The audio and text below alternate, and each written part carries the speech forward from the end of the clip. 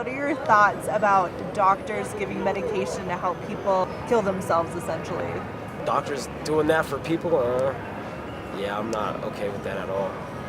Physician assisted suicide is just a pretty title to me. So, but you're really killing folks.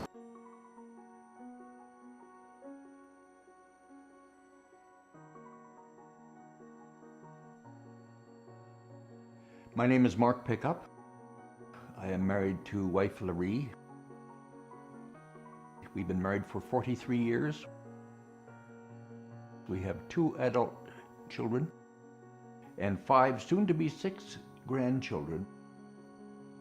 I was athletic and able-bodied. I had an upwardly mobile career. I was always very successful at what I tried to do.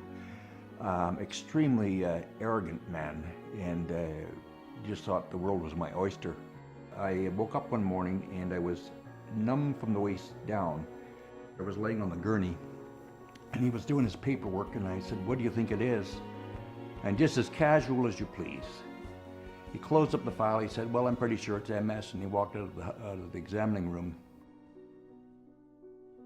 My grief was so profound and unimaginable, my sorrow was so sharp, my heartache was so deep, that my judgment became clouded. If assisted suicide had been available during the mid-1980s, if there had been Jack Kevorkian around back then, and if I had not been surrounded by the love of God and the love of my wife and family, I might have opted for assisted suicide. So here I was, 30 years old, diagnosed with MS. My area of work with the Canadian Civil Service was in the area of helping people with disabilities get employment. And yet it was my own disability that nailed me in the end. I found that I just wasn't able to meet the rigors of my job. And so at the age of 38, I was put out to pasture on a disability pension. And I can remember praying. I said, "God, why this?" And with my hand on the Bible, I could swear. It wasn't audible, but it was as though it was audible. The message came through, "You are mine." And I can remember thinking, what kind of an answer is that? I didn't even ask that question. But what I think what God was trying to illustrate to me was that nothing slips by his attention. Everything happens for a reason.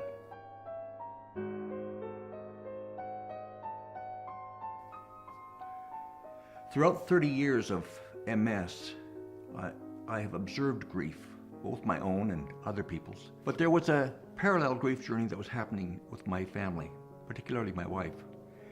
You must remember that she married a healthy man. She married an able-bodied man. She married someone who was so active. And now before her eyes, this man was changing. He was becoming someone different. That he was gone as surely as if I had died. She had to watch it all. And I can remember there were times when we would be so frightened that all we could do was lay in bed and hold each other. That was it. And pray. People need the freedom to grieve, to cry out, to say the most outrageous things and not be held to a death wish that they might have sought when they were at their lowest point. They need someone who will hold up their natural human dignity even when they've lost sight of it. That is where a sense of community can become from the ashes up into something vibrant and new.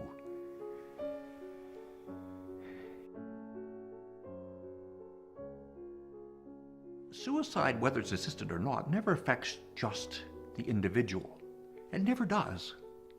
If I choose assisted suicide, it will affect my wife, my children, my grandchildren. It'll affect my doctor because I'll ask her to stop being my healer and become my executioner. It will affect my community and my nation by helping to entrench the notion there is such a thing as a life that's unworthy to be lived. I don't have a right to do that to people. What I do have a right to is good, state-of-the-art palliative care. No matter how sick I become, I still have a responsibility to the common good of society.